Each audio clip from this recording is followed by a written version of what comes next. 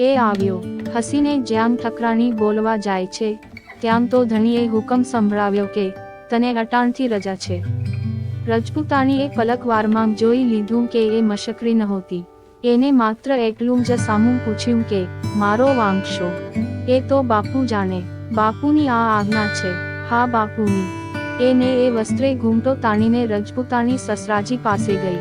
પાલક પાથરીને પૂછ્યું, બાપુ મારો કાંઈ વાંક ગનો? બેટા, સસરાએ જવાબ દીધો, તમારો કાંઈ વાંક ગનો નથી થયો, પણ તમારે અને અમારે માગણું નહીં એટલે આમ બન્યું છે. બીજો કાંઈ ઉપાય નથી. સસરાના મનમાં તો એક જ વાત હતી કે સર્પને પગ નીચે કચરનારી આવી બળુકી સ્ત્રી કોઈક દી એના ધણીનો પ્રાણ લેશે. એ જ વખતે વેલડું જોડાયું. રજપૂતાણી ધણીનું મોં પણ જોવા ન પામી. વેલડું એના પિયરને માર્ગે ચાલી નીકળ્યું. રજપૂતાણીનો બાપ પ્રણાવને કહેતો હતો, રજપૂતો, મારી દીકરીને હવે સુખ નથી જોતું. એને તો હું હવે મરેલી જ માનું છું, પણ મારે વેર લેવું છે. મારી નિષ્કલંક કન્યાને કાઢી મૂકી, એનો બદલો લેવો છે. એના શત્રુ રણા રજપૂતના ઘરની હેલ ઉપાડીને અમારી દીકરી પાણી ભરે, એ જ મારે એને બતાવવું છે. પણ ભાઈ, કાઢી મૂકવાનું કારણ સમજ્યા વિના અમારાથી એને ઘરમાં ન ઘલાય. કારણ કોઈ એ નથી કહ્યું. અરે રે રણા ભાઈઓ, વેર લેવાનો આવો જોગ ફરી નહીં મળે હો. કોઈક તો રજપૂત બચ્ચો નીકળો. પેલો કોઢિયો બાયડી વિનાનો છે. એના ઘરમાં બેસશે તારી દીકરી. મડદાના ઘરમાં પણ બેસશે. ઉપર પ્રમાણેની વાત એ બાઈના બાપ અને રણા રજપૂતોના દાયરા વચ્ચે થઈ ગઈ. એક કોઢિયા રણાના ઘરમાં રજપૂતાણી બેસી ગઈ. વજા ડાભીને એ ખબર પડી. રણાઓ મૂછે તાવ દઈને બજારમાં ચાલવા લાગ્યા. વેર લેવાનો આથી વધુ સારો રસ્તો બીજો કયો હોય? વજાને ક્યાંય જંગ વળતો નથી. ઘરની લક્ષ્મી ગઈ તે દિવસથી એના બધા આનંદો મરી ગયા હતા. એક દિવસ પોતાનો વછેરો સજ્જ કરાવીને પોતે એકલો સહેલગાહે નીકળી પડ્યો. વછેરો ઝાલ્યો રહ્યો નહીં. બહુ દૂર નીકળી ગયો. બપોરને વખતે વજાથી પાછા વળાયું. તરસથી એનું ગળું સુકાતું હતું. દોડતે ઘોડે એ ગામની બહાર પાણી ભરવાના કૂવા પાસે પહોંચ્યો. કૂવા ઉપર એક બાઈ પાણી ભરતી હતી. વજે વિના ઓળખે કહ્યું, બાઈ જરા પાણી પાજો. ઠાકોર હવે પાણી દેવા જેવું નથી રહ્યું, ડોળાઈ ગયું છે. વજાએ એને ઓળખી. એ તો એ જ. આટલો બધો ફેરફાર. આ દશા. મનમાં ઘણી યાદો આવવા લાગી. પરંતુ એ તો હવે પરસ્ત્રી. એની સાથે વાત પણ ન થાય. એને ઘોડો હાંક્યો. ઠાકોર, જરા ઊભા રહેશો? શું? બોલો જલ્દી. તમે મને શા માટે કાઢી મૂકી? જાણો છો? ના, હું જાણું છું. શું? આમહીમ અંતરિયાળ ન કહેવાય. આજ રાતે મારે ઘેર આવશો. વિગતવાર કહીશ. તારે ઘેર? હવે? હા, એક વાર. ફરી નહીં કહું. ભલે આવીશ. એક પહોર વીતે. ગમે તે થયું પણ એ વાત સેજજીને કાને પહોંચી કે વજો દુરાચારી છે. રોજ રાત્રિએ પાર્કે ઘેર જાય છે. તે રાત્રિએ વજાએ દરબારની સાથે વાળું કર્યું. પહોર વીતે વજાએ રજા લીધી. રાજા સેજજી પણ અંધારપછેડો ઓઢીને પાછળ ચાલી નીકળ્યા. વજાએ શેરી બદલી.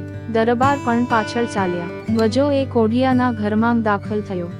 દરબાર ખુલ્લી તલવાર અંધારપછેડામાં છુપાવીને ખડકી પાસે ઊભા રહ્યા. વીતી ગયેલા દિવસોના એના એ શણગાર સજીને રજપૂતાણી બેઠી છે. અતિથિ આવ્યા, પલંગ પર બેસાડ્યા. પછી પોતે પેલા સર્પને મારી નાખ્યાની વાત કહી સંભળાવી. જે થયું તે વજે જવાબ દીધો. એના હૈયામાંથી નિસાસો નીકળી ગયો. હવે આજ તો જમાડ્યા વિના ન જવા દઉં. શું બોલે છે? જો તો ખરી. તારો ધણી આ ઓરડામાં સૂતો સૂતો સાંભળે છે. એ મારો ધણી. એમ બોલતી રજપૂતાણી ઓરડામાં ગઈ. ખીંટી પર તલવાર લટકતી હતી તે ખેંચી. સૂતેલા એ કોઢિયા ધણીને એક ઝાટકા ભેગો તો પૂરો કરી નાખ્યો. લોહીમાં તરબોળ એ તલવાર લઈને, લોહી નીતરતે હાથે પ્રચંડ ભૈરવી સમી એ આવીને બોલી, બસ હવે કાંઈ ભય છે? વજો થરથરી ઉઠ્યો. એ સમજી ગયો કે હું જો આનાકાની કરીશ તો મારા પણ એ જ હાલ થવાના. અને ચીસ પાડીને એ મારી આબરૂ હણવાની. એને કહ્યું, સારું, પણ તારે અંગે ખૂબ લોહી ઉડ્યું છે, નાહી લે. પછી આપને થાળ જમીએ.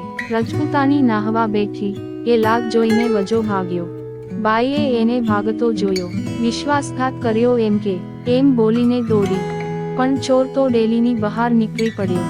દરમિયાન તો બાઈએ મોટો શોરબકોર મચાવી મૂક્યો, મારા ધણીને મારી નાખ્યો, દોડો દોડો. રણાઓ ચોમેરથી દોડ્યા આવ્યા. બાઈએ પોતાના ધણીના કટકા બતાવીને કહ્યું, વજો મારી લાજ લૂંટવા આવેલો. એને મારા ધણીને મારી નાખ્યો. મેં ચીસ પાડી એટલે એ ભાગ્યો. જુઓ આ પડી એની મોજડી. સાચો સાચ વજો ઉતાવળમાં ઉઘાડે પગે જ છૂટી નીકળ્યો હતો. રણાઓએ રડારોળ કરી મૂકી. બાપુની પાસે રાહ પહોંચાડી. બાપુએ મોં મલકાવીને જવાબ દીધો, હું જાણું છું, વજો નિષ્કલંક છે. રણાઓએ કહ્યું, હવે હદ થઈ. બાપ પોતે ઉપર રહીને આપની લાજ લેવરાવે છે. આ કૃષ્ણનો ભક્ત દરબાર. હવે કામ તો સેજજીના રાજ નહીં, ને કામ આપણે નહીં. પ્રપંચ રચીને રણાઓએ કનોજથી સેજજીના ભાણેજ રાઠોડને કહેન મોકલ્યું કે આવો, ખેડગઢની ગાદી સોંપીએ. રાઠોડ પોતાના 1200 સવારો સાથે શસ્ત્ર ધરીને આવ્યો. મામાએ જાણ્યું કે ભાણેજ આનંદ કરવા આવે છે. મામાએ ઝાઝામ આદરમાન દીધા. રણાએ ગામ બહાર ભાણેજને માટે કસુંબા શિરામણ કરાવ્યા. દરબારને તેમજ વજા ડાબીને આમંત્રણ આપ્યું. દરબારના યોદ્ધાઓને ખૂબ દારૂ પાયો. પછી રાઠોડના સૈનિકો તૂટી પડ્યા. રણાઓ સહાયે ચાલ્યા ને ખેડગઢનો કબજો લીધો. વજો મરાયો. ફક્ત સેજજી પોતાના પરિવારને લઈ એક રથમાં બેસી નાસી છૂટ્યા. રથ જોડીને સેજજી સૌરાષ્ટ્રની અલબેલી ભૂમિ તરફ ચાલ્યા આવે છે. દોસ્તો, આ વિડીયોનો આગળનો ભાગ જોવા માટે ચેનલને સબસ્ક્રાઇબ કરો. અને હા, જો આ વિડીયો પસંદ આવ્યો હોય તો લાઈક કરો અને શેર કરો. ધન્યવાદ.